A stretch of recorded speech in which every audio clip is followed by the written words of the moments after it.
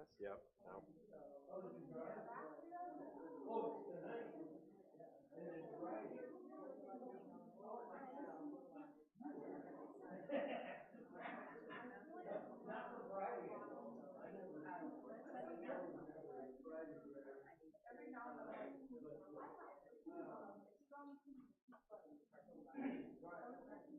Yeah, we pick it up for us.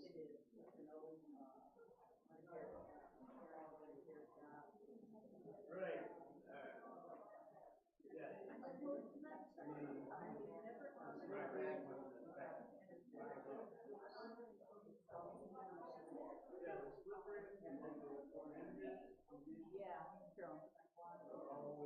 Yeah.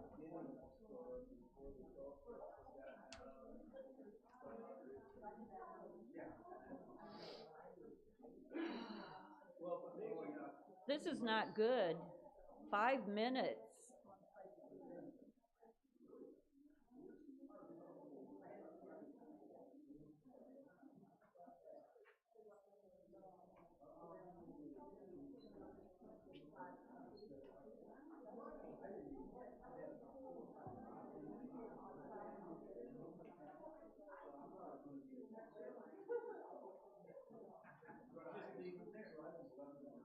Yeah, you're here to land down for a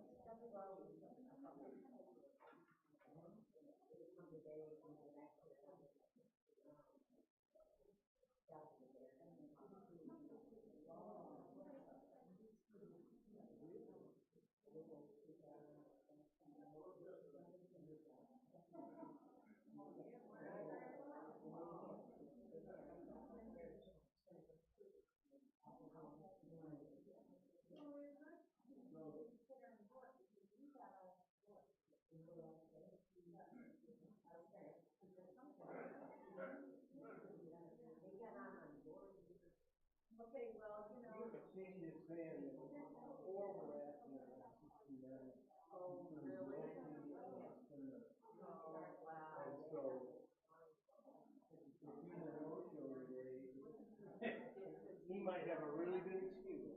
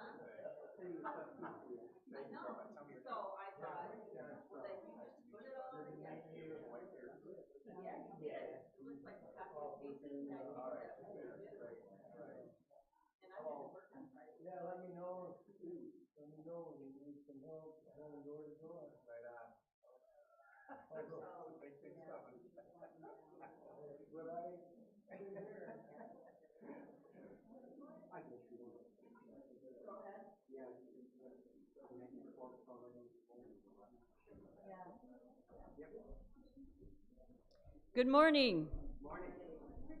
Thorpe, you got me on? All right.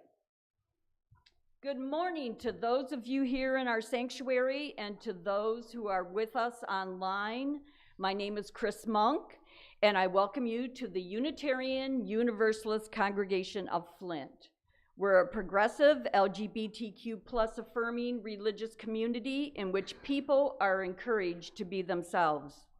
If you would like more information about our faith tradition or this congregation, please feel free to talk with one of our ministers today after the service, or contact them via contact information found at uuflint.org.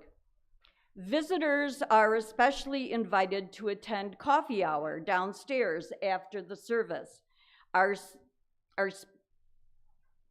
and speak to any of us who would be happy to tell you more about our congregation. You may sign up for our weekly email newsletter by visiting our website, scanning the QR code on the back of your order of service, or you'll see one of these cards in the seat back in front of you. If you just fill that out with your email address and put it on the table in the back, we have a great newsletter that goes out every week and keeps you informed on what we're doing and what's going on, and it's always a lot. So I have a few announcements, but details of them you'll find on your back of your order of service. On January 18th, Thorpe, slide, thank you. On January 18th, we will sponsor a free conference on aging and thriving with grace. Register with the office for the conference by this Wednesday, January 15th. If you can help with setup the day before, or food preparation or cleanup on the day of the event, please contact Raina. And there are flyers like this on the back table if you have someplace where you can post them or pass them out. The flyer is really detailed and informative. Second announcement. Oh, you're good. And here's an announcement from Jerry. We did Transylvania, we did Poland. Now join Jerry in the sanctuary as we follow our UU ancestors to England and America. Come revel in the long and proud history of Unitarian Universalism. We will meet after the Sunday service and a short refreshment break on January 19th and 26th. If you missed our previous sessions, that's okay. We will catch you up.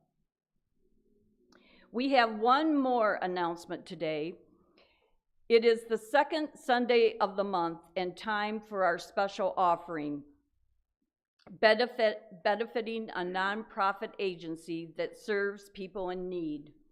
This special offering program is a big part of our church's social justice work, and that work has defined Unitarian Universalism from its very beginning.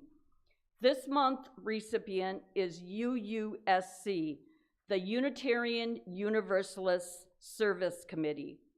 The UUSC is a nonprofit organization advancing human rights together with an international community of grassroots partners and advocates.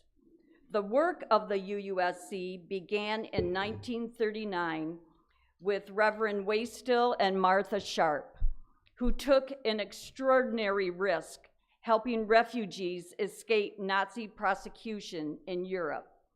The Reverend Waystill Sharp served here in this church as minister in the 1960s. The UUSC continues to advance human rights and social justice around the world.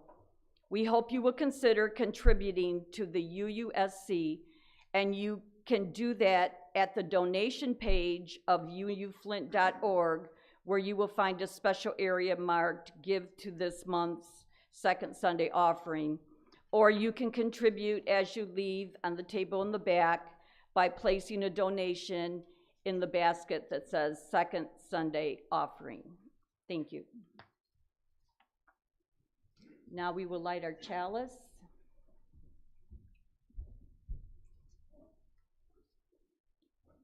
As we gather together, we kindred the sacred fire, mindful of the brave souls and questing independent minds whose courage won our freedom.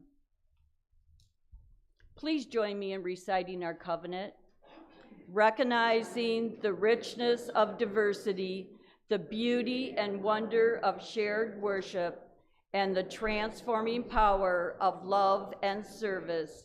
We gather as a sacred, intentional community to freely seek knowledge and truth, to celebrate the fullness of life, and by our actions to increase goodness and justice.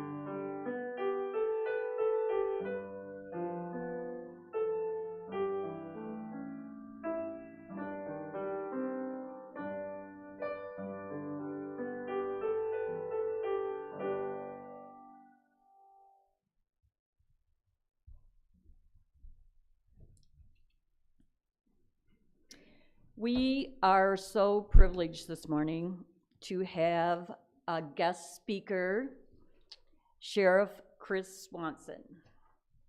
If you don't know him, I don't know why you don't know him. It is our honor to welcome Sheriff Chris Swanson to the Unitarian Universalist congregation of Flint for this special service. As a community, we believe that empathy, truth, and understanding have the power to disarm conflict, foster healing, and build lasting peace. These values are principles we strive to live by, and they align closely with Sheriff Swanson's leadership. Sheriff Swanson's commitment to justice and unity is evident through his innovative programs. The Ignite Innovative provides inmates with education and job training, breaking cycles of incarceration and offering practical pathways to success. The GHOST program combats human trafficking and supports survivors, demonstrating a proactive approach to safeguarding our community. His dedication extends beyond people to the well-being of animals. Sheriff Swanson has taken decisive action against illegal and inhumane conditions affecting the local dog populations, ensuring they receive the care and compassion they deserve. In moments of national tension, Sheriff Swanson has exemplified courageous leadership during the George Floyd protests. He famously put down his baton and joined protesters in Flint Township, turning a potential confrontation into a peaceful demonstration of solidarity. This act of walking with the community showcased the disarming power of understanding the practical application of empathy in leadership. And I want to say, Sheriff, just this summer, I live in Mott Park, and the woman who was mauled by the dog, you and your deputies came out, you took care of her. 5 weeks in Hurley, when she came home, you were there building her a ramp after she had to have amputations. And I thank you for that. I thank you. My whole neighborhood, it means so much to us. Thank you. Today we are privileged to hear Sheriff Swanson's insights on how unity and engagement can inspire meaningful change, even in the face of great challenges. Please join us in giving a warm welcome to Sheriff Chris Swanson.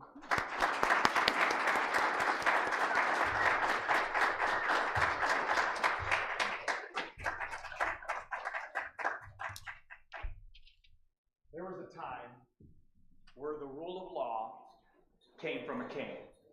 Can I have you use the microphone? No, he's got a lamp. Oh, he's got a, is it on? I think it's. Here I am, backseat driving again, I'm sorry. That's his job. That's it. You can hear me, right? It is on. I didn't say it was so well, it was so well. All right, it was great. It would just be backseat driving, guys. That's right. Thank you, Ray. Ray, good job, Ray. But the truth is, still, even before Ray, the rule of law was dictated by a king. A king was surrounded by a kingdom that the normal people, the working class, lived. And this kingdom above where the king lived was called the Shire. And the Shire is where those that lived and worked had issues, had things that came up, life. Even back then, they had individuals that just didn't always fit in sometimes. Maybe people didn't have a voice, very similar to what we have today. The king was smart enough to know that if I want to be aware of what's happening in the Shire, I need to have a representative. And so the king would send a shiree from his castle down to the Shire, and that shiree would make sure that everything was taken care of, that there was order among the people. And if there was any issues, the shiree could report back to the king.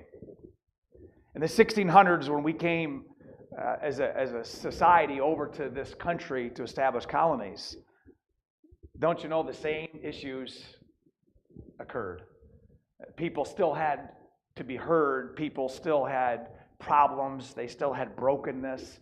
They still had family issues. And so even then, the colonists thought, there is a great example we have, not to run it as a kingship, but what if we establish somebody who can still take care of the people? The shiree. It was what they were used to.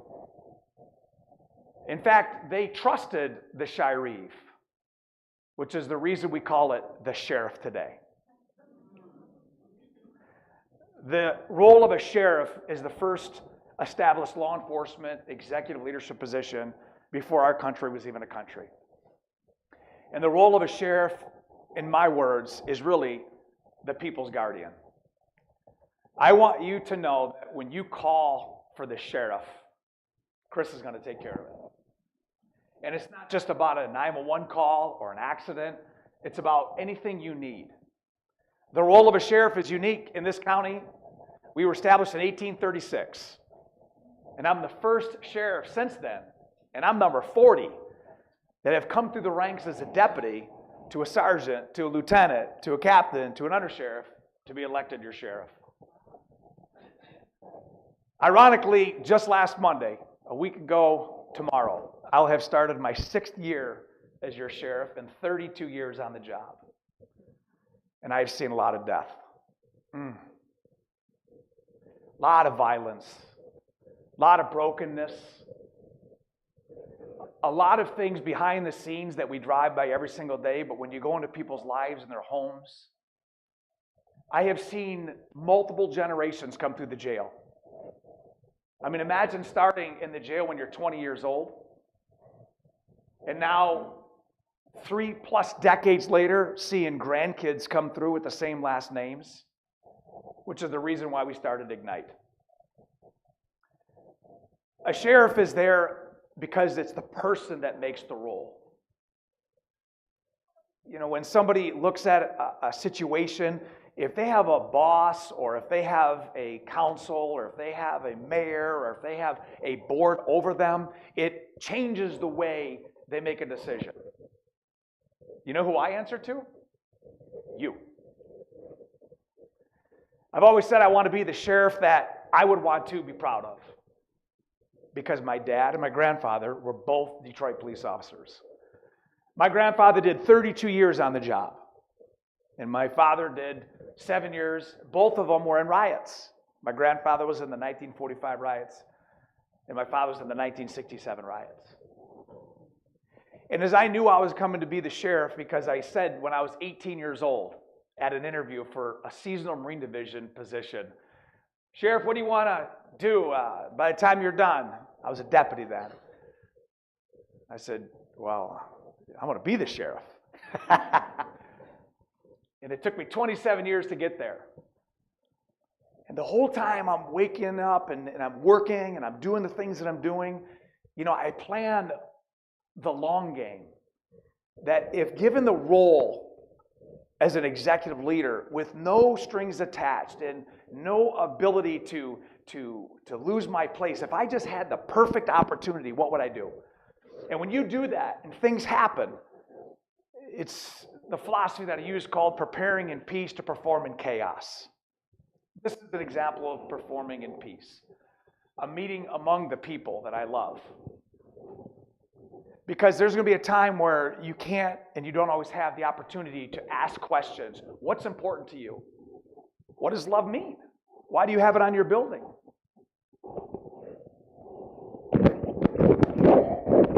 We get too much feedback on this, or are you good? You want to go to a handheld? Yeah. Is it disturbing you? That's better. How about this? Is this better? Yes. All right.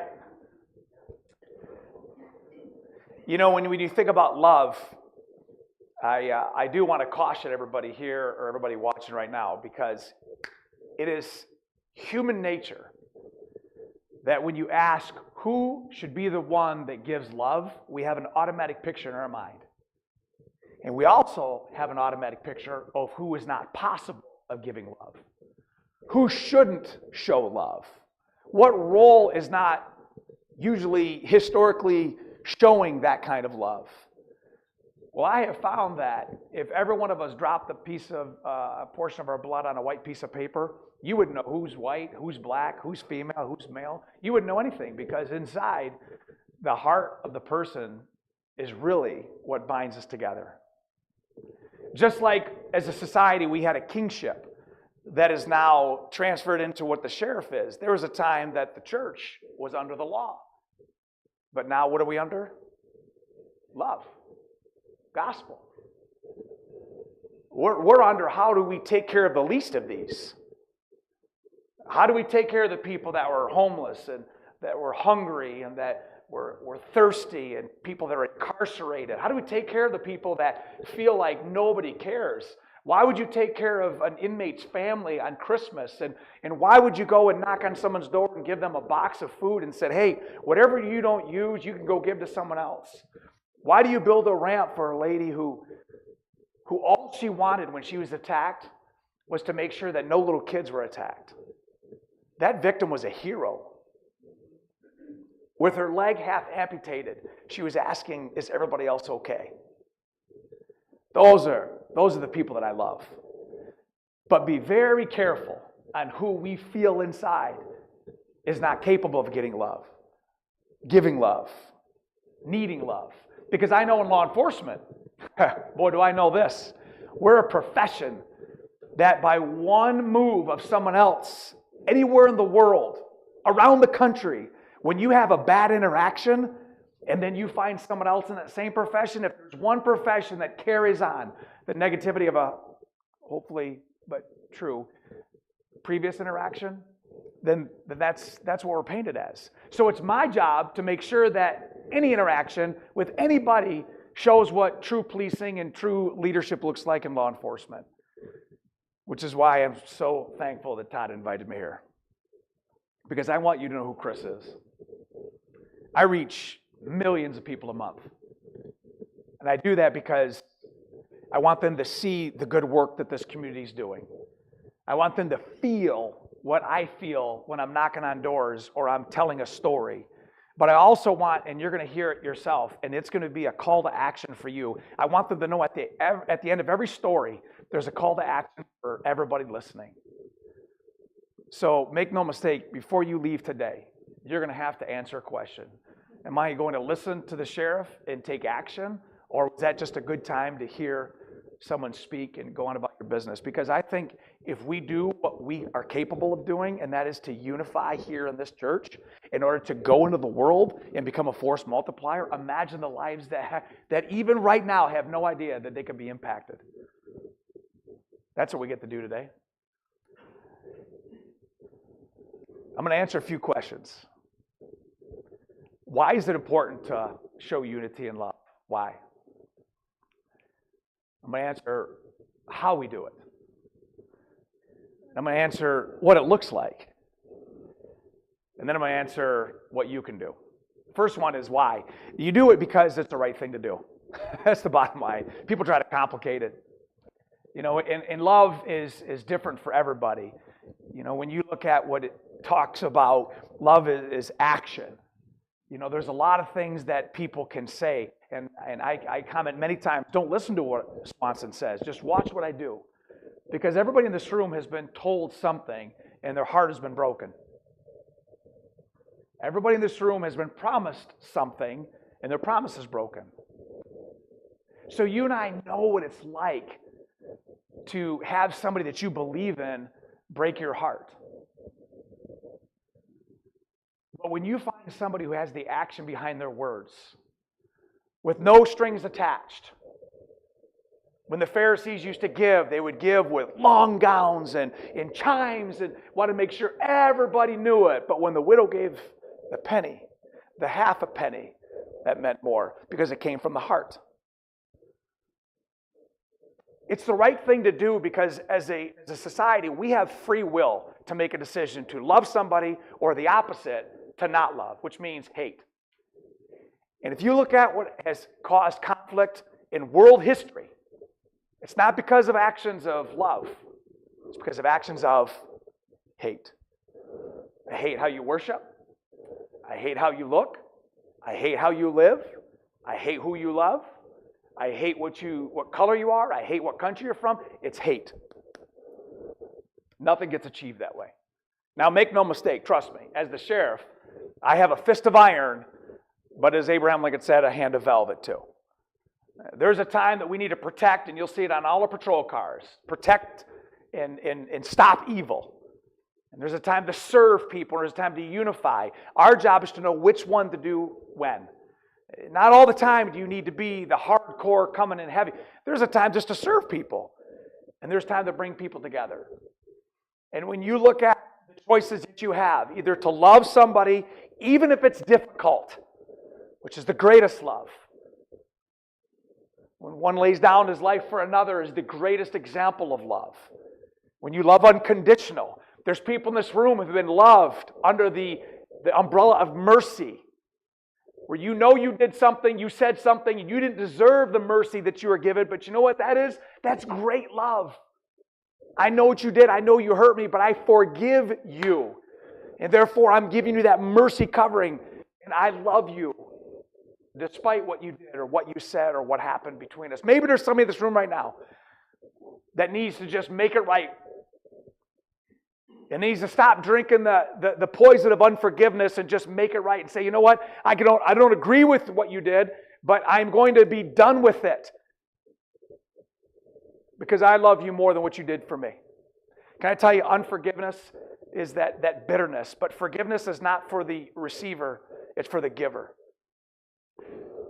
When you have nobody in your life that you have to worry about seeing, no houses you don't have to worry about passing, no phones.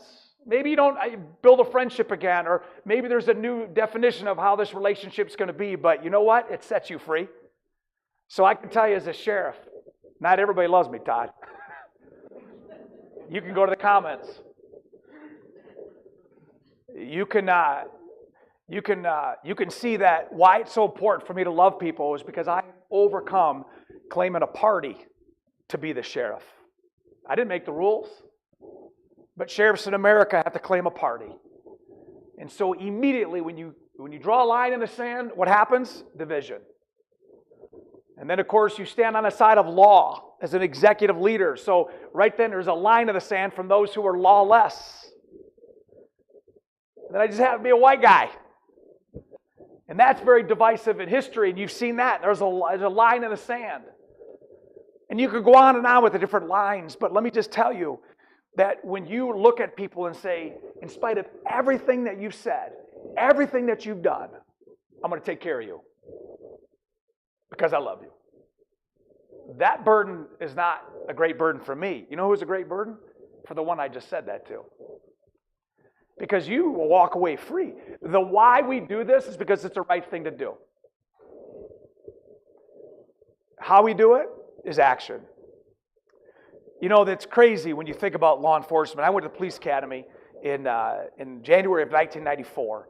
But prior to that, I had witnessed a situation on Center Road across from Myers when I was a young intern at 18 years old. 1991, guy took out a pistol and he shot himself. I was an intern, and as I saw this and I felt the pain of this wife who discovered it, I did not prepare for that. I was not taught that at Grand Blanc High School.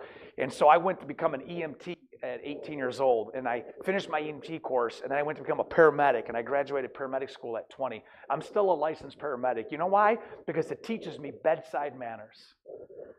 It reminds me that not everything is policing. It reminds me that when everybody's health or their well-being is fine, they don't need you.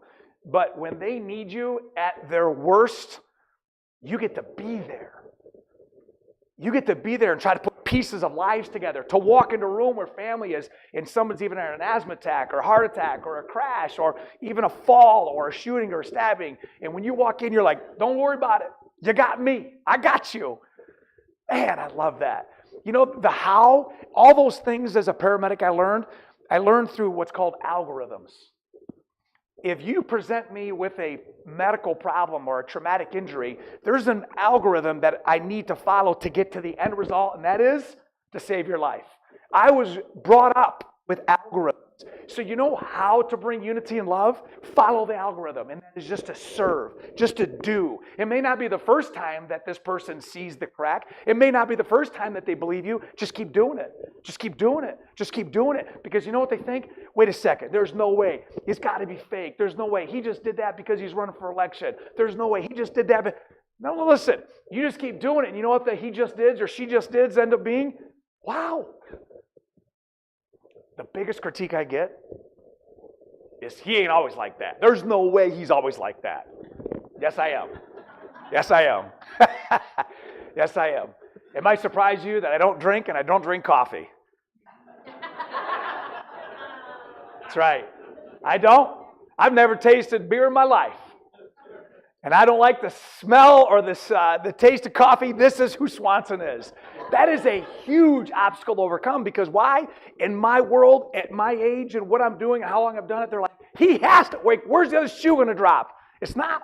Because when you keep doing things, what happens is it starts building credibility. And one thing after another, when you go out there and you do acts of service and you do kind words, and trust me, I'm a work in progress like all of us. But it's actions. That's how we love. That's how we show unity.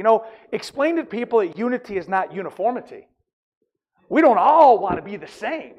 We want to be different and together. We want to be diverse. We want to show different perspectives. In 2020, that year changed a lot in my life. But after those moments of history, I joined with a guy named Adam Mizell. He's a Jewish guy out of California. He moved, and now he lives in Colorado. And we started an organization called Us United. I'd love for you to share it. Us United. It's the brand of unity. Take one guess what our color scheme is. Purple. It's a place where you can have civil discourse. Like you can just talk, and it encourages people to say, listen, you don't look like me, you don't live like me, you didn't grow up like me, or I have this difference. Can I just ask you some questions? And if you do it in a very non-threatening way, you know what people want to do? Tell you. I do it all the time. As the sheriff, I'm required by Constitution to do certain things. But the Constitution says nothing about how my heart is. That comes from inside. It comes from inside. So all these big events that I do, the pizza extravaganza for the month of reading in March, the Depths and Dogs during the Back to the Bricks, and inviting families with picnic tables and having them come there and get inflatables, because the jail 364 other days, I see kids coming in to visit their parents. At least one day they can come to the jail and have fun on the front yard.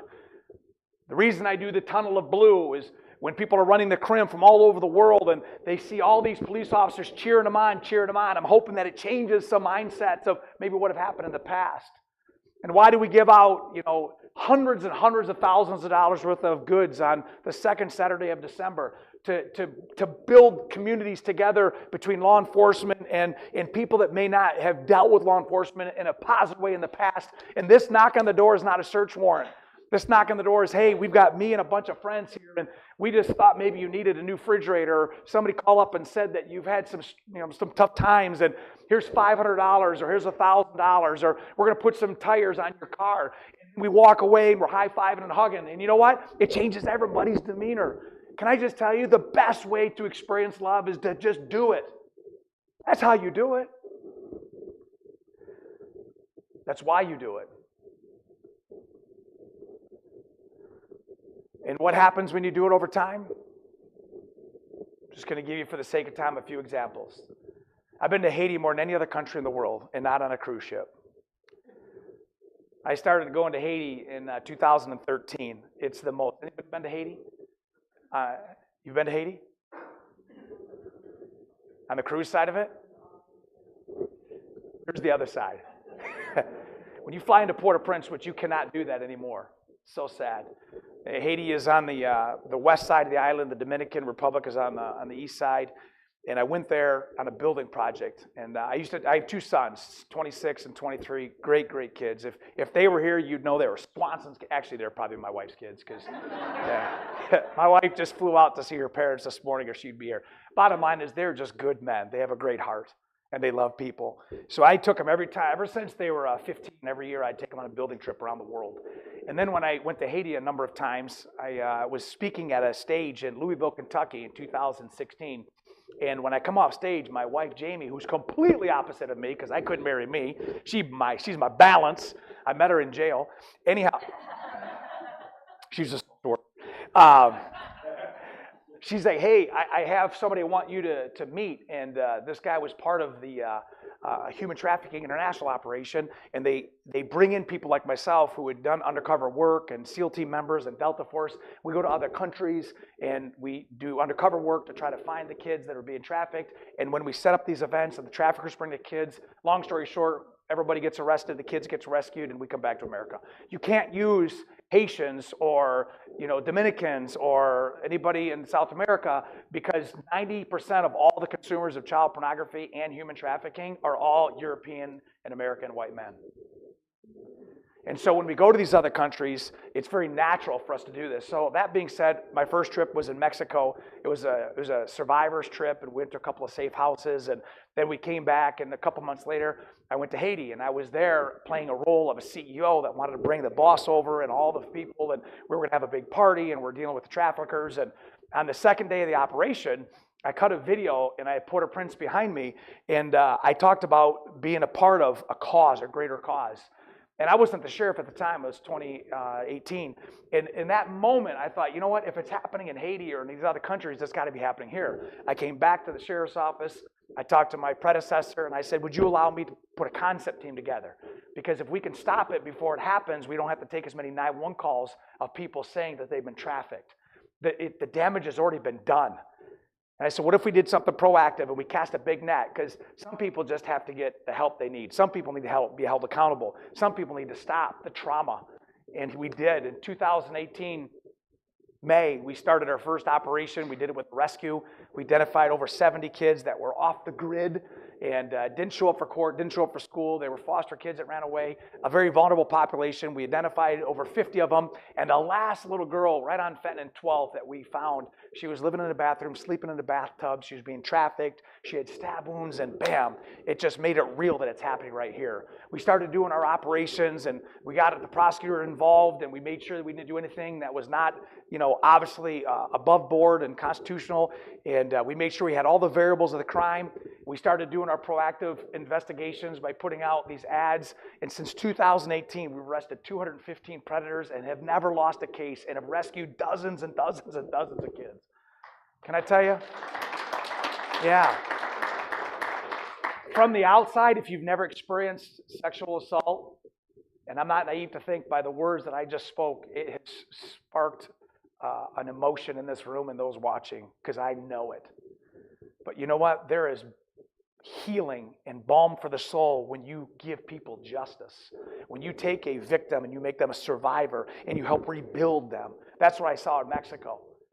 I saw survivors that have thrived because for years, no days off, no holidays, they were being trafficked 20, 30 times a day. And if it's happening there, it's happening here, and it is. So why did we do Ghost? Because we have to love people that have been trafficked and have been victimized and maybe haven't told their story for decades because they didn't think somebody believed them, or they didn't think that they did the right thing and maybe they had something to blame with it. We take those chains of bondage off and say, no, we're going to set you free. We're going to help rebuild your life. We're going to hold somebody accountable. That's how we do things. We do things, way beyond just giving out boxes, but we do the protection side of it. In 2019, I had did a thesis in my master's program at Michigan in 1998. I just come off a drug team, and I really wanted to find out what reduces crime. Bill Clinton had just left office, and part of his crime bill initiative was to fund 100,000 cops throughout the United States. And so I was one of those, and I was working on a drug team. And I saw that the same place that I was working, compared to another small community that had completely different variables, why are they getting the same money? What really does reduce crime? Is it just throwing money at it? Long story short, after a year and a half, it's not money. It's not even more police. It's not even harsher sentences or more arrests. It's hope, it's value, education. I did a whole thesis. 1998, the seed was planted. So as Ghost was happening, I knew I was going to be the sheriff, and I thought, we need to change the way we do jail. From incarceration to education. I know what it did for me. I started at mock college because I couldn't even get into Michigan. And when you're in 11th grade at high school with a 1.9 grade point average, you don't have a whole lot at your advantage. And so when I went through the system and I learned how to learn, and I had teachers along the way like Dr. Williams and Dr. Burns from my college, and Dr. Ellis Perlman and Dr. Suzanne Seelig. You know, when I went through the whole program and I figured it all out, I'm thinking, wait a second, we can change the way we do business because of education. Because I know what somebody's done for me, how they did it for me. And so it's my duty to do it back for them. Dr. Seelig is one of those people that said, not only have you been a great master student, but how about an opportunity? And so in 1997, they gave this guy an opportunity, a young college graduate, to teach at Michigan. And don't you know, I've been on faculty since 1997 at the University of Michigan in public health administration. It has taught me this other side that's not just law enforcement, how to pour into people and to how to see when they come in the start of your semester, how they leave inspired and how you can help them decades later. And we said, man, if jail is going to be the same way, we're going to have the same results. But if we change the way we do business and go to school 2 hours a day, 5 days a week, built it out of meritocracy, and we give people their GEDs, their diplomas, teach them how to speak French, cut hair, prepare food, open up a bank account, learn about assets and liabilities, if we can teach them how to run a hotel, if we can teach them how to weld, if we can teach them how to blah, blah, blah, over 3,000 courses, imagine what that would do. Let's just try it. So in 2019, I had that idea. I get sworn in. I'm the sheriff. I got appointed the Sheriff Pickell's last year. And man, COVID hit. Do you know the sheriff was also the emergency manager of the county? So now we had, on March 16th, we had every social service shut down in 2020. And so we had to figure out how to replace Meals on Wheels. We had to figure out how to do WIC replacements for moms that need diapers and formula. Now, we had just come through the 2016 water crisis. You know, I just worked through that. And so what happened? You just go out there and you start serving people. And so I had deputies deploy, and instead of taking people to jail, we were loading up patrol cars and taking formula and diapers and food because those systems shut down. You know, I asked the faith-based community, not just the Catholics, the Protestants, the Unitarians, the Jewish community, not just the Muslim community. I asked faith-based people because I saw it in Haiti. If you're willing to serve your community, show up at the lobby. I deputized 45 faith-based leaders in the lobby of the jail and say, you're now deputy sheriffs, deployed to your churches. Because I know that if anybody can help, if anybody's trusted, they're trusted by the church. They're trusted here. If somebody walked in the door right now and said, I need help, there's not a person in this room that would reject him. Am I right? Absolutely. That's how you show love. And then we got through COVID and the things were happening and then all of a sudden it happened. A guy like me, in broad daylight, for 9 minutes, took another human being's life. Now mind you, I had the same rage and same anger that you had watching that video. To this day, I didn't need to watch the whole 9 minutes. I just watched the part where George Floyd was calling for his mother. And when I saw someone who looked like me stand there and 3 others do nothing, and I had been on the job, and now I'm just coming in the sheriff, I'm like, that's not how I operate. That's not who these cops that I have grown up with operate. That's not how my dad did it. That's not how my grandfather did it. And then we saw after that day, May 25th, 2020, how it was just continued to pile on, pile on, and pile on. It was a perfect storm. It was the presidential election year. It was hot. It was COVID. It was everybody's on unemployment. All these things were happening at the same time. And like you know, and the reason I'm saying this is because you were in the center of it. Right down the road. 5 o'clock, we had that protest that was scheduled. And I didn't know the night before that cities around America would burn. I don't think anybody did, because there was no line. It wasn't like this getting together of a Zoom call and saying, all right, today we're going to burn everything down. No, it just happened. And when we had our protest scheduled at 5 o'clock, I have to admit, I went to what I was taught, is we're going to clash. As the sheriff, I've been on the job 5 months and 29 days. And we are going to, we're going to figure this out. I can take 1,000 people to jail.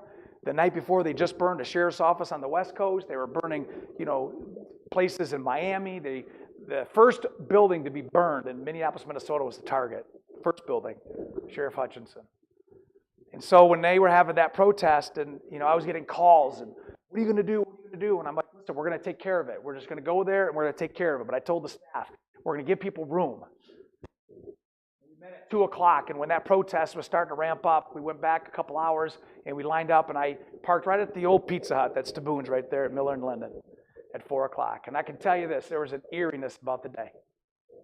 And not a word of what I'm going to tell you is exaggerated for emotional purposes. It was the most incredible day of my police career. We had drones in the air, we had unmarked cars, Target shut down, they had private security there. The famous Daves, they were putting up boards, you could hear people inside with drills, and you had people that were armed inside their buildings and their businesses. You had people that are going up and down Miller Road, as you know, it's 5 lanes, and you had all these different emotions going on. We're watching social media. Flint Township Police was the incident command. They were calling all the radio traffic, and the first car showed up at 5 o'clock. And as they showed up, they had a carload of folks. Within the first 30 minutes, they took over 1 or 2 lanes. Within the first hour, they had all 5 lanes. And they marched to the west, and they marched to the east, and they come right towards I-75. They went southbound 75, literally just hundreds of yards from where we're at right now.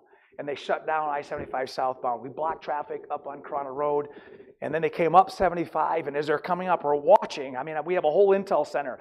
They said they're going to the east, and they're going into the neighborhoods. They're going into the businesses. You know where they're going into? Right here. Not just here, like right here.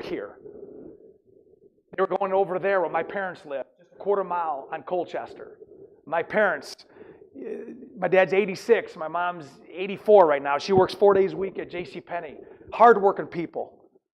And they're going to go into these neighborhoods, and we're hearing all this. And then they moved back to the west. And when they went to the west, at Linden and Miller, there was a Flint Township fire truck. And they surrounded the truck. They went around it. Then they went up Fleckenstein. As soon as they went up Fleckenstein, they were committed. And they were going dead end right into the Flint Township Police Department, which was our incident command. And I can count on one hand in all my years where I've heard dispatch say, all available units, report. And they did that. All available units report to Flint Township Police. All available units. Sirens came from everywhere. I was right there now, moved from Pizza Hut parking lot to Boone's all the way to where Famous Days was. I jumped around Lennon Road. I shot down Lennon, came down Linden, and went behind the Flint Township Police Department. I had all my gear on, so did all my people. We formed a line. We had the batons. We had the shields, had the helmets. We had the OC spray. We had all the things that you would see on every level across the country. We were there, us and them. But I got to tell you, and I have a video of it. I don't know why, but I was walking southbound over the berm to where they were all coming, and you just felt this tension shift. And I kept thinking to myself, how did this happen? Like just 2 months ago, we delivered 1 million pounds of solid food and formula to the community. I mean, we were doing everything that we could because of one person in another state. We're here now clashing with righteous anger, myself included. And as we come up there, I can tell you when I saw the line and I saw one of my guys had a less than lethal shotgun. So it's got an orange rail and a stock, and it can shoot pepper bullets and rubber bullets into the crowd. And he was there in the front of the car, and another guy, Marine, one of my guys there, Dobbs, remember that name? He was there, and I said, Brian, just tuck behind the car. You're sending a message with the shotgun. He's like, Sheriff, look in the crowd. He goes, they got guns. I'm looking in the crowd, and they're open carry guns everywhere. And you got kids in the crowd, you have elderly people in the crowd, you got people in wheelchairs, you got people just screaming and yelling, people on bullhorns. I mean, it was crazy. But there was another street pastor, because pastors and ministers have a heart for people. His name was Jim Hawkins. He lost 2 kids on 2 different homicides. I had just seen him earlier, and I picked up my phone, and I said, hey, man, I said, where are you? He goes, man, I'm in the crowd. I said, where? He goes, just look up, and literally not even from where you're at. I said, I see you. And there was a line. There was all the batons and the shields. It was them and us. And I thought, man, if I walk in and I break the line and I'm wearing this helmet, it's going to send a message that it could tip the scale. I mean, this is all happening in microseconds. So I took my helmet off. I walked past the line. I go into the crowd and I give him a big old hug. Remember I said, how do you show love? Action. So you have a white dude with a sheriff shirt on, hugging a black dude in the middle of this entire chaos. And as soon as I did that, I looked up, and one of my captains brought in an organizer of the protest. I'd never seen him before, never seen him since. And before he said a word, I just started talking to him and say, hey, man, I said, these guys are here to help you. I said, we can't have this. And I told him that I'm here to help. I said, what do you need us to do? Not me, us. He goes, well, tell the people what you just told them. I said, well, get their attention. He's like, hey, everybody, the sheriff wants to say something. And then they go, be careful what you ask for. It could happen. And let me just tell you, as I started talking to these individuals, and I said, listen, the guy over there is not who we are. I said, these cops are here to help you. I said, that cop over there gives hugs. I said, I want to turn this into a parade, not a protest. I'm trying to, de-escalate the whole thing. And I said, you need to tell us what we need to do. And before I got those words out, they started chanting. Now, not chanting from the lungs, chanting from the belly, from the pain part of the soul. Walk with us. Walk with us. Kept chanting and chanting. And when I watched the video, I'm telling you, even when I watch it now, I'm looking at it. I'm watching my face because I know the guy. I've been with him his whole life. What's going on? And I know what was going on. What decision do I make now? I'm a young sheriff. Not young in the field, young sheriff. I've got everybody now. Whatever decision I make, is it going to hurt them? Is it going to hurt them? What it is. But you know what I listen to? You know what supervisor I listen to? You know what lesson I listen to? Right there. You got it. You got it. And I took a big, deep breath, and I said, let's walk. I said, let's walk. I said, we'll walk all night. And I started walking. I went eastbound towards Genesee Valley, and literally, within seconds, the same people that were just tearing us up, hating us, were saying, hey, can we take a picture? That hate turned to hope instantaneously. We kept walking, and I'm high-fiving people, I'm hugging people, and I get about 150 yards, and this is the moment that was never captured on film, but my buddy Ryan Dobbs, that Marine that I was telling you about, when I looked at him and I said, is the police department safe? And he says, it's good. I asked a question, which is the reason why I am who I am today. I said, where are the people? He goes, they're all following you. You don't need to be me. You don't need to be the sheriff. You just need to lead people by your actions. And whether one person follows you, nobody follows you, or a whole community follows you, just be real and authentic. And can I tell you, that moment, when we went back to the target, there were so many people, and there was no pulpit to speak from. And so I told Johnny and Quan Adams, I said, hey, you're going to speak, I'll open it up, and I'll talk, and you close it out. I'm hanging on that light pole into target, and I'm just telling them, hey, you know what, I can't do everything, but I'm going to do my part. That's all I'm asking you today. Don't get overwhelmed about how you have to do everything. You don't. There's no qualification for you to love somebody or to try to bring somebody together. You're going to be disappointed. People still don't like what happened on that day, but they're outnumbered by those who do. And when you start shifting that into people's lives and you start building out teams and people, you start reaching people around the world. Can I tell you, that moment reached 3.2 billion people in 24 hours. It was 5 years ago this May. 5 years ago. And I say that story because that spoke to me. That when you listen to people, they are the ones that have the answers. Those closest to the problem have the answers. And what did it do? It changed the culture by simply just taking off my helmet. Thanks for having me. Thank you. Thank you. Yeah. Thank you. Thank you. Thank you.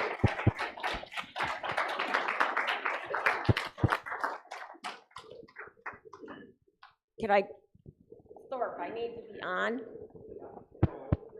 I am? Oh, okay.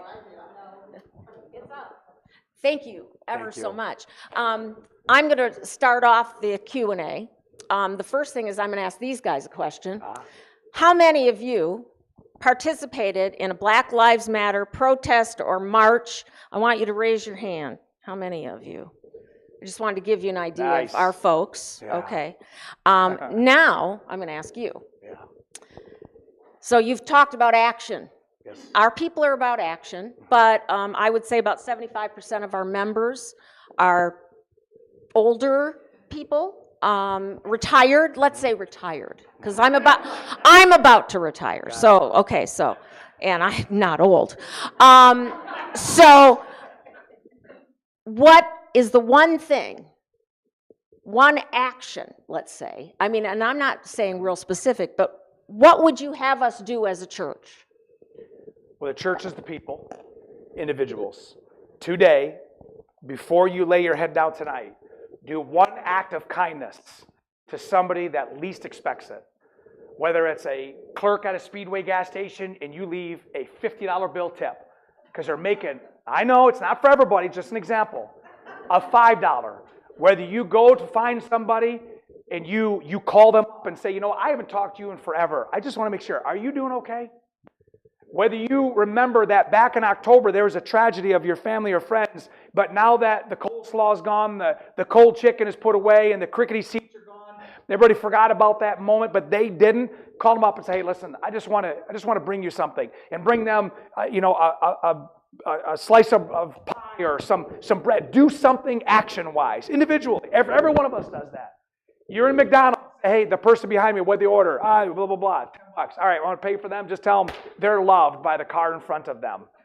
When you don't let the left hand know what the right hand's doing, and ultimately, I would absolutely get you involved with Us United. You can Google it, Us United, and be a part of that community, be a part of the engagement. If there's one thing the church can do is be a part of a group of loyal unifiers around the world.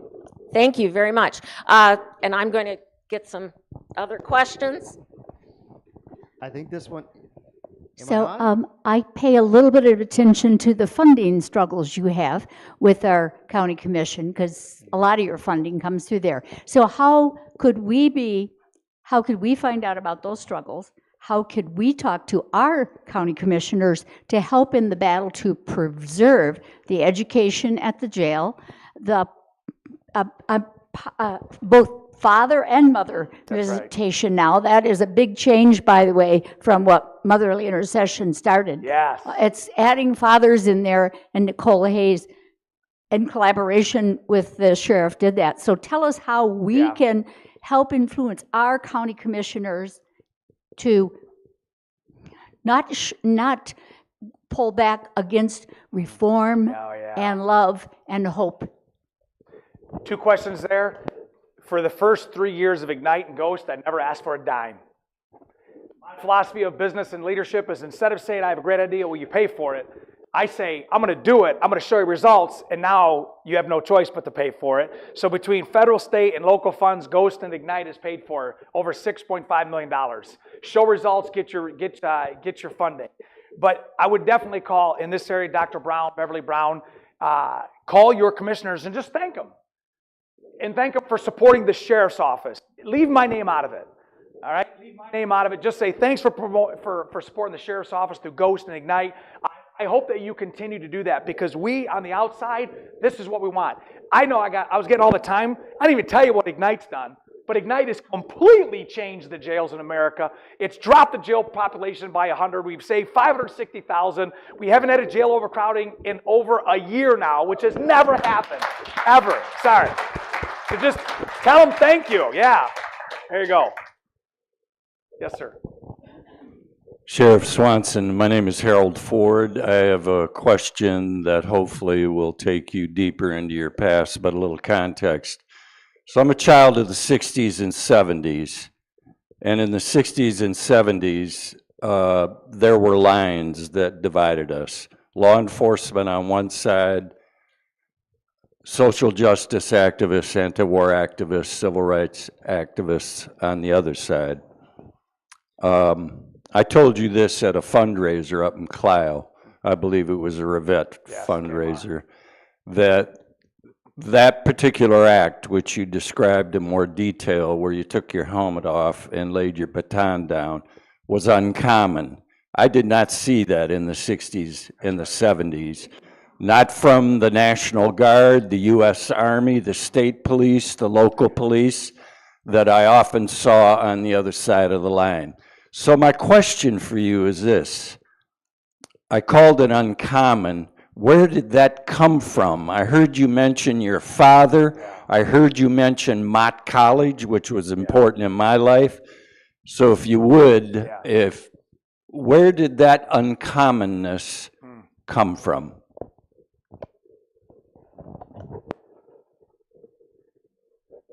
I mean this in all humility. As I said that day, the world got to see what I've been my whole life. It's just who I am. I don't mean to say that to be egocentric. I didn't learn it from somebody. There's no playbook. But when you look at our life as a vessel, and we're born empty, but we pour into it, we allow others to pour into it. When your vessel gets bumped, that's what you really are. And if it happened again, I would do the exact same thing. I can tell you it was not a very popular decision by people that are among my profession. But it didn't matter to me because it was the right thing to do. I'd rather be right by Chris than wrong by Chris and right by 1,000. Very good. Oh, Terry. Hey there. I want to say thank you for being you and for setting that template. Black Lives Matter. I happened to be driving through Grand Blanc when their march was going. Yeah. And unlike Flint Township, it was young people That's who are right. our future. Young people marching with That's police through Grand Blanc Township. And thank you. When I'm a door knocker, a campaigner. So when I'm knocking on doors in the suburbs, this year, one of those years, I learned if you had endorsed the candidate, local candidate, had your picture taken, I would lead with that. Because that got my foot in the door, because everybody loves you. And thank you with the Ignite program and including voting rights. That's right. Within that program. And I could have gone on for 4 hours here. I can just keep going and going and going. You're right. And there's an article in today's Flint Journal about the overcrowding. Oh, really? Yes. Right Yes, on. check it out. You're Yes. there. See, I didn't even see that. Yes. It's Thank good. you. So thank you. Thank you. Can I just comment real quick? The reason you talked about KMR, I know that we can find people that can bring us common ground. We don't need to be exactly. Remember I talked about unity versus uniformity? Frederick Douglass says, I'll work with anybody who decides and helps to unify, but nobody who decides to divide. And that's why when I get behind somebody, I know that I can trust them, that if I needed them, that they're going to be right there with the same kind of heart. We won't be the exact same on everything. I mean, it's okay to be different, but when it comes down to people, are you willing to walk this path with me? And that's a great honor, honestly. And how? Is because of the actions that this office is doing. That warms my heart. Yes? Hi. Okay. So my question was, today I feel we have a big society of isolated and very angry youth, and I think it's justifiable based on what's going on with the world. So you are in a position of authority, and even just myself, I have a 14-year-old cousin that, they're just angry. So how do you find that, whether it's trying to show love to someone you know or showing love to just the youth in our community, how do you bridge that gap of being an authority figure, but also conveying that they can trust you? And I don't know how to verbalize you're what doing I'm it. trying You to did say. it. It's a great. So what you just asked covers human trafficking. It covers any sensitive topic. It covers anything that this age group and that age group need to talk about, but there's that weird divide. They say survive till you're 25 because the brain's not fully developed till age 25. The frontal lobe of emotions and how to problem solve is not developed. So when you're talking to a 15-year-old, remember, you may be 50, they're still 15. They've only had 15 years experience. If there's one word that I have constantly, when it comes to that generation, focused on, and it has a lot of ways to fertilize it, it's credibility. The generation you speak of, if they don't have a credible trust in that messenger, it doesn't matter what you say. But if they start believing, if they thought, you know what, this person, I trust them, they'll listen to what you say. People, I used to get blown up, like, why are you bringing Jelly Roll in the jail?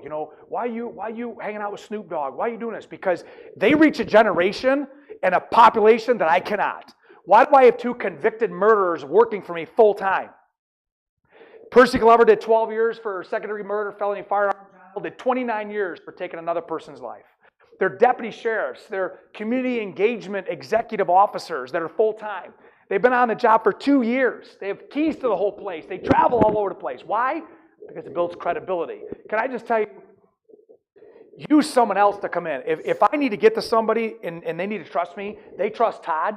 By Todd coming in and saying, hey, listen, I want you to trust my friend. His name is Chris. Not Sheriff Swanson, not Governor Swanson. It's trust Chris.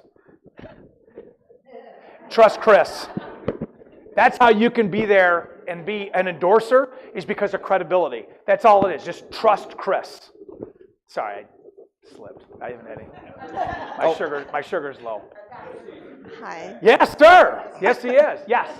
My name is Linda Suchu, and one of the things that I just remember, I think maybe I voted for you, but I remember when I read about your joining the Black Lives Matter march. Yes.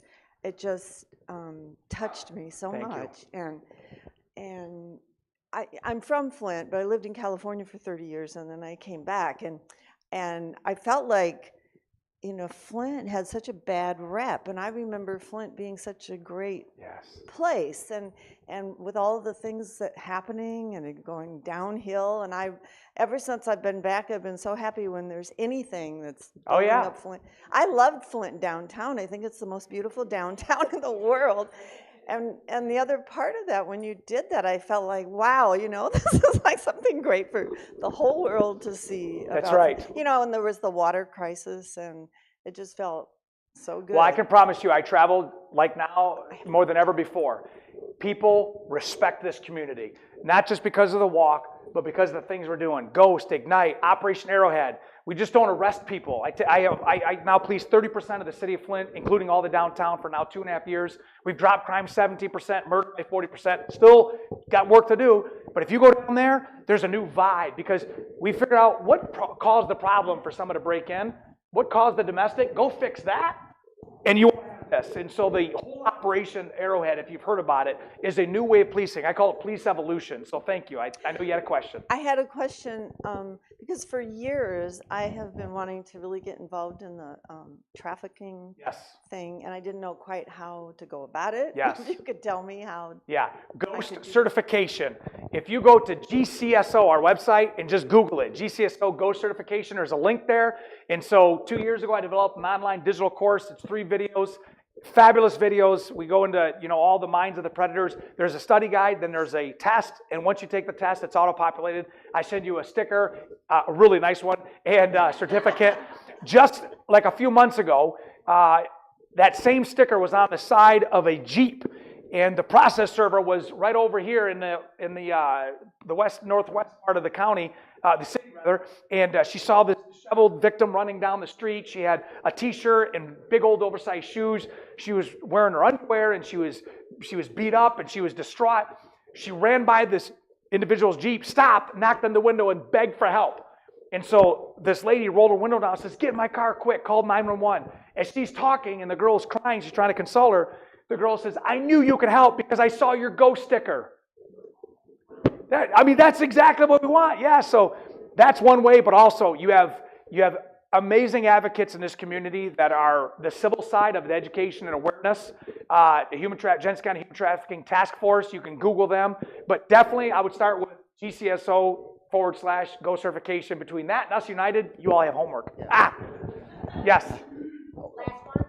Last one. So I'm going to ask you a tough question, and this is coming out of the blue, right? So I've heard a concern about handing out spiritual books, spiritual writings in the jail. Could you address that? Well, I have not heard the concern. The sheriffs across America are religious, faith-based, because we are of the people. Right. That's the separation of church and state. Chris Swanson, on the other hand, is very faith-based. And the jails, and they've been there for 60 years, they allow different organizations to have a space in the jail called Reaching the Forgotten that handles all of the faiths that come to serve our people, from Hindu to Muslim to Catholic to Protestant to Jewish, whatever that faith is. And we have a director there that handles it. Doesn't work for me. Yeah. Kenny Hovis. Say that again? Kenny Hovis. Kenny Hovis. Hovis. Thank you. I have not heard of an issue where they have not been able to give out information. Now, trust me, I can move the needle by one phone call if that's a problem. No, I heard a concern. I told someone I would address it. Yeah. And I have. There you go. And I would love, if there is a concern, and Kenny and I will sit down and find out what the problem is, because things happen, but we get them fixed. But thank you very much. Yes. So, and I see that the minister would like to have control back. So are we done? Are we doing? I can go all day. I'm just getting started. No, we're gonna finish up the service. Got it. And again, let's thank Chris for being here. for the inspiration and the information. And I also want to thank Todd. Todd was responsible for getting Chris here. So thank you, Todd.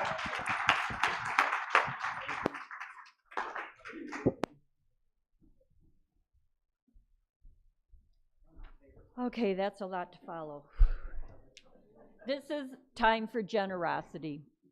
Thank you for the many ways you support this congregation, allowing us to share our values with this community and beyond. Your generous offerings makes our historic, justice-centered message possible. We invite you to join us as we take the collection by placing your offering in the basket at the back of the church on the table, or making an online donation at uuflint.org.